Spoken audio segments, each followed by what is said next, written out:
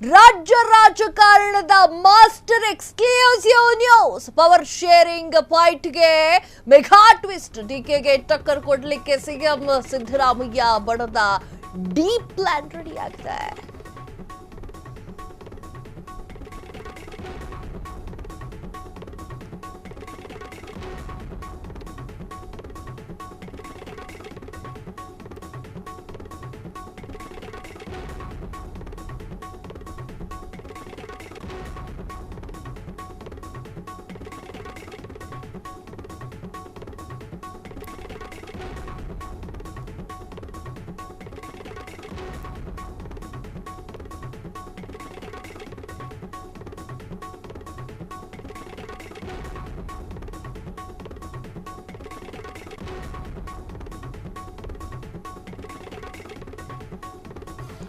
ರಾಜ್ಯ ರಾಜಕಾರಣದ exclusive story power sharing mega fight the twist ಸಿಕ್ಕಿದೆ.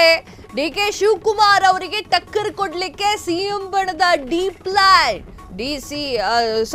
ಸಿಎಂ ಸಿದ್ದರಾಮಯ್ಯ ಅವರ ಪರವಾಗಿ ಮತ್ತೊಮ್ಮೆ ಬಲ ಪ್ರದರ್ಶನಕ್ಕೆ ತಯಾರಿ. ಸಿದ್ದರಾಮಯ್ಯ ಆಪ್ತರಿಂದ ದಲಿತ ಸಮಾವೇಶಕ್ಕೆ ಪ್ಲಾನ್ ಮಾಡಿಕೊಳ್ಳಲಾಗಿದೆ. 30 ಲಕ್ಷ ಜನರನ್ನ ಸೇರಿಸಿ ಹೈ ಸಂದೇಶಕ್ಕೆ ರಣತಂತ್ರ. ನಿಮ್ಮ ಫ್ರೀಡಂ ಟಿವಿಯಲ್ಲಿ ಮೆಗಾ ಎಕ್ಸ್ಕ್ಲೂಸಿವ್ ಸುದ್ದಿ ಇದು. ಎಸ್ ವೀಕ್ಷಕರೇ, ರಾಜ್ಯ ರಾಜಕಾರಣದಲ್ಲಿ ಸಾಕಷ್ಟು ಬೆಳವಣಿಗೆಗಳಾಗ್ತಾ ಇದೆ. ಅದರಲ್ಲಿ ಈ ಒಂದು ಪವರ್ ಶೇರಿಂಗ್ ಅಂತಾರಲ್ವಾ, ಆ ಪವರ್ ಶೇರಿಂಗ್ ವಿಚಾರಗಳು ಕೂಡ ಒಂದಾಗಿದೆ. ಡಿಕೆ ಶಿವಕುಮಾರ್ ಅವರು ಸಿಎಂ ಸಿದ್ದರಾಮಯ್ಯ ಅವರ ಕುರ್ಚಿ ಮೇಲೆ ಕಣ್ಣಾಕಿರುವಂತಹ ವಿಚಾರ ಎಲ್ರಿಗೂ ಕೂಡ ಗೊತ್ತೇ ಇದೆ. ಸಿದ್ದರಾಮಯ್ಯ ಅವರು ಕೂಡ ಶುದ್ಧಾಯಗತಾಯ ನಾನು ಕುರ್ಚಿ ಬಿಡಲ್ಲ ಅಂತ ಹೇಳ್ತಾ ಇದ್ದಾರೆ.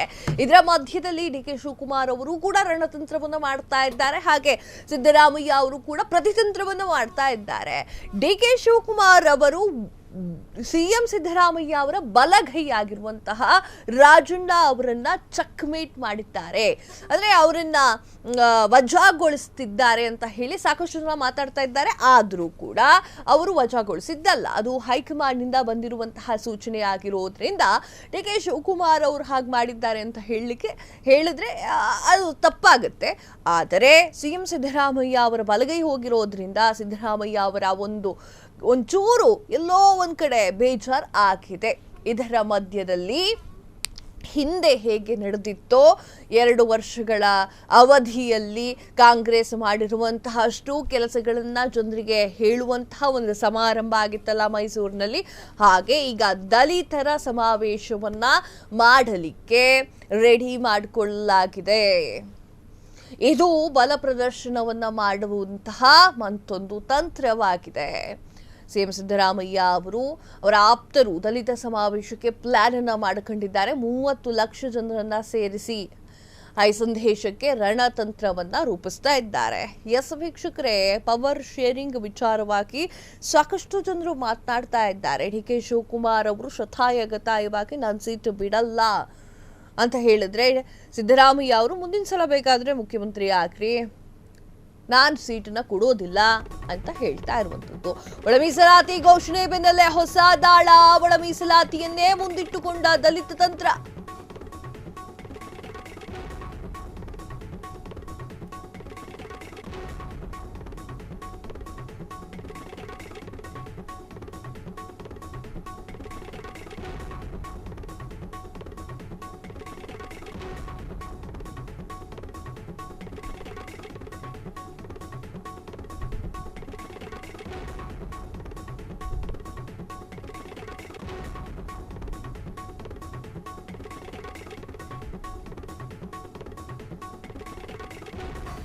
ಒಳ ಮೀಸಲಾತಿ ಘೋಷಣೆ ಬೆನ್ನಲ್ಲೇ ಹೊಸ ದಾಳ.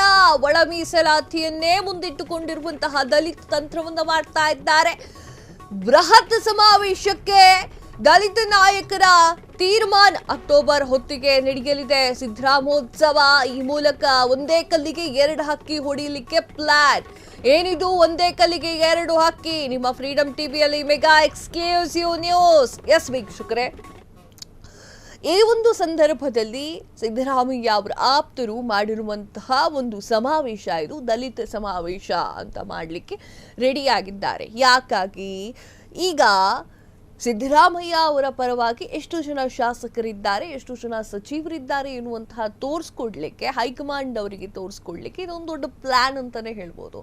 ಇದು ಸಿದ್ದರಾಮಯ್ಯ ಅವರ ಪರವಾಗಿರುವಂತಹ ಸಾಕಷ್ಟು ಜನ ಆಪ್ತರು ಮಾಡ್ತಾ ಇರುವಂತಹ ದುಡ್ಡಲ್ಲೇ ಇಷ್ಟು, ಅಂದ್ರೆ ಒಂದು ಕಲ್ಲಿಗೆ ಎರಡು ಹಕ್ಕಿಯನ್ನ ಹೊಡಿಲಿಕ್ಕೆ ಪ್ಲಾನ್ ಅನ್ನ ಮಾಡ್ಕೊಂಡಿದ್ದಾರೆ. ಅದು ಹೇಗೆ ಅಂತ ಮುಂದೆ ಹೇಳ್ತಾ ಹೋಗ್ತೀವಿ. ಅದಕ್ಕೂ ಮುಂಚೆ ನೋಡ್ಬಿಡೋಣ, ಈಗ ಒಳ ಮೀಸಲಾತಿ ಘೋಷಣೆ ಆಗಿದೆ.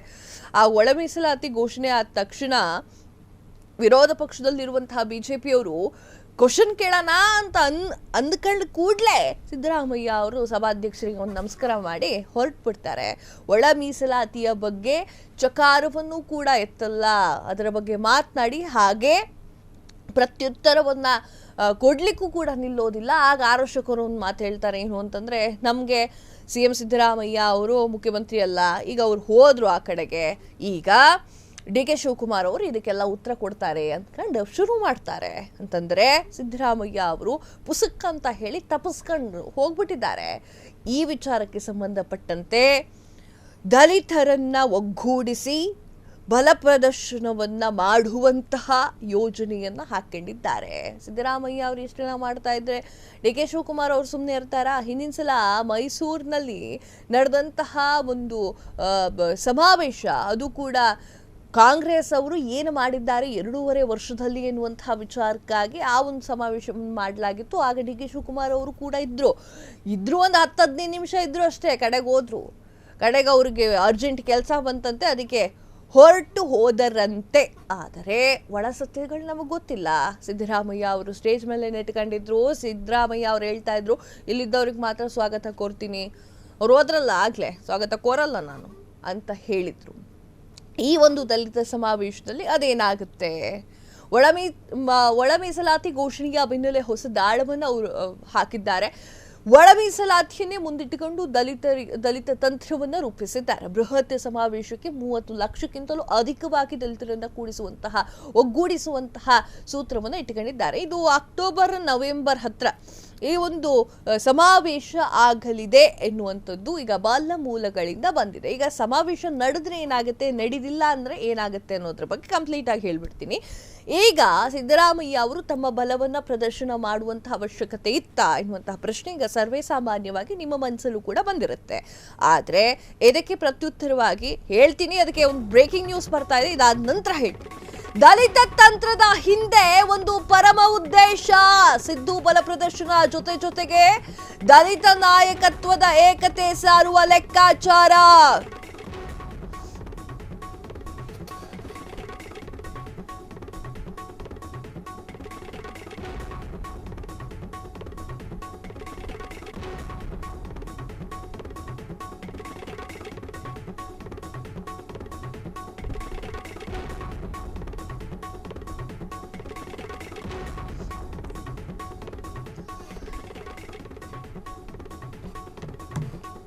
ದಲಿತ ತಂತ್ರದ ಹಿಂದೆ ಒಂದು ಪರಮ ಉದ್ದೇಶ, ಸಿದ್ದು ಬಲ ಪ್ರದರ್ಶನದ ಜೊತೆಗೆ ದಲಿತ ನಾಯಕತ್ವದ ಏಕತೆಯನ್ನ ಸಾರುವಂತಹ ಉದ್ದೇಶ. ಸಿದ್ದರಾಮಯ್ಯ ಬೆಂಬಲಕ್ಕೆ ದಲಿತ ನಾಯಕರು ದಂಡು ಬರ್ತಾ ಇದೆ. ಸಿದ್ದರಾಮಯ್ಯ CM ಆಗಿ ಈ ಒಂದು ಅವಧಿಯನ್ನ ಪೂರ್ಣಗೊಳಿಸಲಿಕ್ಕೆ ಸಿದ್ದು ನಂತರ ದಲಿತ ನಾಯಕರಿಗೆ ಕೊಡಬೇಕು CM ಪಟ್ಟ.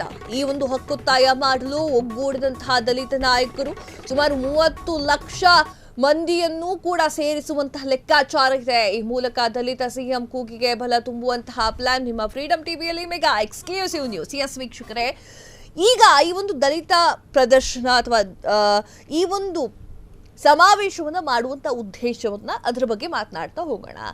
ಏನ್ ಮಾಡಬೇಕು ಸಿದ್ದರಾಮಯ್ಯ ಮೊದಲು ಅಂತಂದ್ರೆ, ಈ ದಲಿತ ಸಮಾವೇಶವನ್ನ ಮಾಡಿದ ನಂತರ ಸಾಕಷ್ಟು ಉಪಯೋಗಗಳನ್ನ ಪಡೆದುಕೊಳ್ಬೇಕು. ಅವ್ರು ಪಡೆದುಕೊಳ್ತಾರೆ, ಸುಮ್ಮನೆ ಮಾಡೋದಿಲ್ಲ. ಅವರ ಆಪ್ತರು ರೂಪಿಸಿರುವಂತಹ ಪ್ಲಾನ್ ಇದು. ಈ ಮಧ್ಯೆ ಏನಾಗಿತ್ತು ಅಂದ್ರೆ, DK ಶಿವಕುಮಾರ್ ಅವರಿಗೆ ಸ್ವಲ್ಪ ಬಲ ಬಂದಂಗಾಗಿತ್ತು. ಅದು ಕೂಡ ರಾಜಣ್ಣ ಅವರನ್ನ ವಜಾ ಮಾಡಿದ ನಂತರ DK ಶಿವಕುಮಾರ್ ಹಾಗೂ ಅವರ ಬೆಂಬಲಿಗರಿಗೆ ಒಂದು ಮಟ್ಟಿಗೆ ಬಲ ಬಂದಿರೋ ತರ ಆಗಿತ್ತು. ಇದಕ್ಕೆ ತದ್ವಿರುದ್ಧವಾಗಿ ನಾವು ಕೂಡ ಬಲ ಪ್ರದರ್ಶನವನ್ನ ಮಾಡ್ತೇವೆ ಅಂತ ಹೇಳಿ ಸಿದ್ದರಾಮಯ್ಯ ಅವರ ಪರವಾಗಿರುವಂತಹ ಸಾಕಷ್ಟು ನಾಯಕರು ಈ ಒಂದು ಪ್ಲಾನ್ ಅನ್ನ ಹಾಕೊಂಡಿದ್ದಾರೆ. ಈ ಒಂದು ಪ್ಲಾನ್ ಏನಕ್ಕೆ ಯೂಸ್ ಆಗುತ್ತೆ ಅಂತಂದ್ರೆ ದಲಿತ ನಾಯಕರನ್ನ ಒಗ್ಗೂಡಿಸಬಹುದು. ಅವರ ಮನಸ್ಸಲ್ಲಿರುವಂತಹ ಸಾಕಷ್ಟು ವಿಚಾರಗಳ ಬಗ್ಗೆ ಸಿಎಂ ಸಿದ್ದರಾಮಯ್ಯ ಅವರು ಚರ್ಚೆ ಮಾಡಬಹುದು. ದಲಿತ ನಾಯಕರು ತಮ್ಮ ಕ್ಷೇತ್ರದಲ್ಲಿರುವಂತಹ ಜನರನ್ನ ಆ ಒಂದು ಸಮಾವೇಶಕ್ಕೆ ಕರೀತಾರೆ. ಅವ್ರ ಮೇಲಿರುವಂತಹ ಅಭಿಮಾನಕ್ಕೆ ಇವರು ಬಂದೇ ಬರ್ತಾರೆ. 30 ಲಕ್ಷಕ್ಕಿಂತ ಅಧಿಕ ಜನ ಬರ್ತಾರೆ. ಆಗ ಅದಾದ ನಂತರ ಈ ಒಂದು ವರ್ಷದ ಅಂತ್ಯದ ಒಳಗಾಗಿ ಸಿದ್ದರಾಮಯ್ಯ ಚೇರ್ ಬಿಡಬೇಕು ಅಂತ ಹೇಳಿ ಸಾಕಷ್ಟು ಜನರು ಹೊಂಚಾಗ್ತಾ ಇದ್ರಲ್ಲ, ಅದಕ್ಕೆಲ್ಲದಕ್ಕೂ ಉತ್ತರ ಕೊಡೋ ಹಾಗೆ ಆಗುತ್ತೆ. ದಲಿತ ನಾಯಕರಾಗಿರುವಂತಹ ಸಿದ್ದರಾಮಯ್ಯ ಅವರನ್ನ ಕೆಳಗಿಳಿಸ್ಬಿಟ್ರೆ ಇದಿಷ್ಟು ಓಟುಗಳು ಕೂಡ ಹೋಗುವಂತಹ ಸಾಧ್ಯತೆ ಇದೆ ಅಂತ ಹೇಳಿ ತೋರಿಸಬಹುದು ಹೈಕಮಾಂಡ್ಗೆ. ಆ ರೀತಿಯ ಪ್ಲಾನ್ ಡಿ ಅನ್ನ ಮಾಡ್ಕೊಂಡಿದ್ದಾರೆ ಸಿದ್ದರಾಮಯ್ಯ ಅವರು. ದಲಿತ ನಾಯಕರು ಒಂದೊಂದು ಎಲ್ರಿಗೂ ಗೊತ್ತಿದೆ, ತುಂಬಾ ಇಷ್ಟಪಡ್ತಾರೆ ನಮ್ಮ ನಾಯಕರನ್ನ. ಆದರೆ ಇಷ್ಟು ಓಟ್ಗಳನ್ನ ಕಳೆದುಕೊಳ್ಬೇಕಾಗತ್ತೆ ನಾವು ಸಿದ್ದರಾಮಯ್ಯ ಅವ್ರನ್ನ ಕೆಳಗಿಳಿಸಿದ್ರೆ ಅನ್ನೋದನ್ನ ಹೈಕಮಾಂಡ್ಗೆ ತಿಳಿಸಿ ಹೇಳೋದಕ್ಕಾಗಿ ಈ ಒಂದು ಪ್ರದರ್ಶನವನ್ನ ಮಾಡ್ತಾ ಇರಬಹುದು. ಇನ್ನೊಂದು ವಿಚಾರ ಏನು ಅಂತಂದ್ರೆ, ಆ ಕಡೆ ಬಿಜೆಪಿಯಲ್ಲೂ ಕೂಡ ದಲಿತರನ್ನ ಮುಂದೆ ತರುವಂತಹ ಪ್ರಯತ್ನವನ್ನ ಮಾಡ್ತಾ ಇರುವಂತದ್ದು. ಎಸ್ ವೀಕ್ಷಕರೇ, ಬ್ರೇಕಿಂಗ್ ನ್ಯೂಸ್ ಬರ್ತಾ ಇದೆ. ಸಿದ್ದರಾಮಯ್ಯನವರೇ ಪೂರ್ಣಾವಧಿ ಮುಖ್ಯಮಂತ್ರಿ. ಒಂದೊಮ್ಮೆ ನಾಯಕತ್ವ ಬದಲಾವಣೆ ಪ್ರಶ್ನೆ ಬಂದ್ರೆ ಪರಮದಾಳ.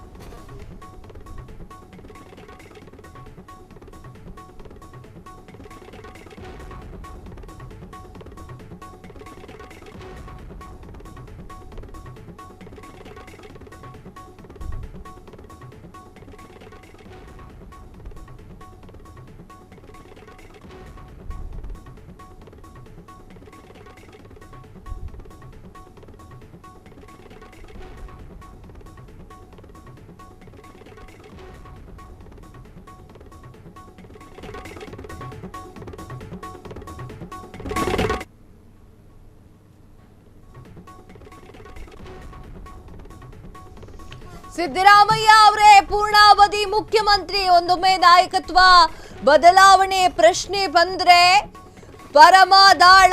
ಯಾವುದೇ ಕಾರಣಕ್ಕೂ ಕೂಡ ಡಿಕೆ ಸಿಗಬಾರದು ಸಿಎಂ ಪಟ್ಟ. ಸಿಎಂ ಸಿದ್ದರಾಮಯ್ಯ ಬಣದಿಂದ ಭೀಷ್ಮ ಶಪಥ. ಸಿಎಂ ಸ್ಥಾನಕ್ಕೆ ಸಿದ್ದು ಬಣದ ಮೊದಲ ಆಯ್ಕೆ ಪರಮೇಶ್ವರ್ಗೆ ಪಟ್ಟವನ್ನ ಕಟ್ಟಲಿಕ್ಕೆ ಪ್ಲಾನ್ ಮಾಡ್ತಾ ಇದೆ ಸಿಎಂ ಬಣ. ಹೀಗಾಗಿ ದಲಿತ ಸಮಾವೇಶದ ಹೆಸರಿನಲ್ಲಿ ಡಿಕೆ ಶಿವಕುಮಾರ್ಗೆ ಟಕ್ಕರ್ ಅನ್ನ ಕೊಡ್ಲಿಕ್ಕೆ ಪ್ಲಾನ್ ಮಾಡ್ಕೊಂಡಿದ್ದಾರೆ. ಇದು ಫ್ರೀಡಮ್ ಟಿವಿಯ ಮೆಗಾ ಎಕ್ಸ್ಕ್ಲೂಸಿವ್ ನ್ಯೂಸ್. ಎಸ್ ವೀಕ್ಷಕರೇ, ಈಗ ಕರೆಕ್ಟ್ ಆಗಿ ಹೇಳ್ತೀನಿ ಕೇಳಿ. ಈ ಒಂದು ಸಮಾವೇಶದಿಂದ ಸಾಕಷ್ಟು ಉಪಯೋಗಗಳಿದೆ. ಅದು ಕೂಡ ಡಿ ಕೆ ಶಿವಕುಮಾರ್ ಅವರಿಗೆ ಟಕ್ಕರ್ ಕೊಡ್ಲಿಕ್ಕೆ ಅವರು ಉಪಾಯವನ್ನು ಮಾಡಿಕೊಂಡಿದ್ದಾರೆ. ಹಾಗೆ ಈ ಒಂದು ಸಮಾವೇಶದಿಂದ ಉಪಯೋಗ ಇದೆ. ಯಾಕಂದ್ರೆ ಸಿದ್ದರಾಮಯ್ಯ ಅವರಿಗೆ ತೋರಿಸಬೇಕಾಗುತ್ತೆ ದಲಿತರ ಒಂದು ಪವರ್ ಎಷ್ಟು. ನೀವು ನನ್ನನ್ನ ಈ ಒಂದು ಸಿಎಂ ಸ್ಥಾನದಿಂದ ಕೆಳಗಿಳಿಸಿದ್ರೆ ಎಷ್ಟು ಲಾಸ್ ಅನ್ನು ಅನುಭವಿಸ್ತೀರಾ ಅನ್ನೋದನ್ನ ಹೈಕಮಾಂಡ್ ಅವರಿಗೂ ಕೂಡ ಹೇಳಬೇಕು. ಇನ್ನೊಂದು, ಅವರ ಜಾಗದಲ್ಲಿ ಬೇರೆ ದಲಿತ ನಾಯಕರನ್ನ ಕೂರಿಸಿದ್ರೆ ಎನ್ನುವಂತಹ ಪ್ರಶ್ನೆಗೆ ಹೇಳುತ್ತೆ. ಹೌದು, ಡಿ ಕೆ ಶಿವಕುಮಾರ್ ಅವ್ರಿಗೆ ಕೊಡಕ್ಕಾಗಲ್ಲ, ಆಯ್ತಾ, ಅವರಿಗೆ ಸಿಎಂ ಸ್ಥಾನ ಕೊಡೋದಿಲ್ಲ. ಆದರೆ ನಿಮ್ಮ ಸ್ಥಾನದಲ್ಲಿ ಬೇರೆ ದಲಿತ ನಾಯಕರನ್ನೇ ಕೂರಿಸ್ತೀವಿ ಅಂತ ಹೇಳಿ ಹೈಕಮಾಂಡ್ ಏನಾದರೂ ಮನಸ್ಸು ಮಾಡಿದ್ರೆ ಆಗ ಆಪ್ಷನಲ್ ಯಾರು, ಇಷ್ಟೇ ಸ್ಟ್ರೆಂತ್ ನ ಇಟ್ಕೊಂಡಿರೋರು ಯಾರು ಅಂತ ನೋಡೋದಾದ್ರೆ ಪರಮೇಶ್ವರ್ ಅವರು ಗೃಹ ಸಚಿವರು ಕಾಣಿಸ್ತಾರೆ ನಮಗೆ. ಗೃಹ ಸಚಿವರಿಗೆ ಪಟ್ಟವನ್ನ ಕಟ್ಟಲಿಕ್ಕೆ ಎಲ್ಲಾ ತಯಾರಿಯನ್ನ ಕೂಡ ನಡೆಸಲಾಗ್ತಾ ಇದೆ ಎನ್ನುವಂತಹ ಸುದ್ದಿ. ಆದರೆ ನನ್ನ ಅಭಿಪ್ರಾಯ ಏನು ಅಂತಂದ್ರೆ ಸಿದ್ದರಾಮಯ್ಯ ಅವರು ಸುಮ್ಮನೆ ಕುರ್ಚಿ ಬಿಡೋದಿಲ್ಲ. ಕುರ್ಚಿಯನ್ನ ಬಿಟ್ಟು ಪರಮೇಶ್ವರ್ ಅವ್ರಿಗೆ ಕೊಡೋದಿಲ್ಲ. ಹೈಕಮಾಂಡ್ ಅದರ ಬಗ್ಗೆ ಮಾತನಾಡಿದ್ರು ಕೂಡ ಅದಕ್ಕೆ ಒಪ್ಪೋದಿಲ್ಲ ಅಂತ ಅನ್ಸುತ್ತೆ. ಇನ್ನು ಪರಮೇಶ್ವರ್ ಅವರಿಗೆ ಕುರ್ಚಿನ ಕೊಡೋದು ವಿಚಾರ ಕಡೆಗಾಯ್ತು. 5 ವರ್ಷ ಪೂರ್ಣಾವಧಿಯಲ್ಲಿ ಮುಗಿಸ್ಬೇಕು ಅಂತ ಹೇಳಿ ಆ ಒಂದು ಅಧಿಕಾರವನ್ನು ಅನುಭವಿಸಬೇಕು ಅಥವಾ ಆ ಅಧಿಕಾರವನ್ನು 5 ವರ್ಷಕ್ಕೆ ಕಂಪ್ಲೀಟ್ ಮಾಡ್ಕೋಬೇಕು ಅಂತ ಹೇಳಿ ಸಿದ್ದರಾಮಯ್ಯ ಅವ್ರ ಪ್ಲಾನ್ ಇದೆ. ಹೊರತು ಕುರ್ಚಿನ ಕೊಡಲಿಕ್ಕೆ ಅವರು ಒಪ್ಕೊಳ್ತಾ ಇಲ್ಲ. ಮುಂದಿನ ವರ್ಷ ಯಾರು ಬೇಕಾದ್ರೂ ಆಗ್ಲಪ್ಪ, ಮುಂದಿನ ಸಲ ಯಾರು ಬೇಕಾದ್ರೂ ಆಗಲಿ, ಏನು ತೊಂದರೆ ಇಲ್ಲ ಅಂತ ಅವರು ಹೇಳ್ತಾ ಇರುವಂಥದ್ದು. ಇದೆಲ್ಲ ಒಂದು ಕಡೆ ಆದರೆ, ಈಗ ನೆಕ್ಸ್ಟ್ DK ಶಿವಕುಮಾರ್ ಅವರ ಬಣದ ಸಾಕಷ್ಟು ಜನರು ಅವ್ರೇನು ಪ್ಲ್ಯಾನ್ ಮಾಡ್ತಾರೆ ಅನ್ನೋದು ಕೂಡ ಪ್ರಶ್ನೆಯಾಗಿದೆ. ಈಗ ಒಕ್ಕಲಿಗರ ಒಂದು ಸಮಾವೇಶ ಅಂತ ಮಾಡ್ಲಿಕ್ಕಾಗತ್ತಾ? ಇದು ಜಾತಿ ರಾಜಕಾರಣ ಆಗಿಬಿಡುತ್ತೆ ಹಿಂಗೆ ಮಾಡ್ತಾ ಹೋದರೆ. ಅದು ತಪ್ಪು. ಜನರಿಗೆ ಏನು ಸಂದೇಶವನ್ನು ಕೊಡೋಕ್ಕೆ ಹೊರಟಿದ್ದೀರಾ?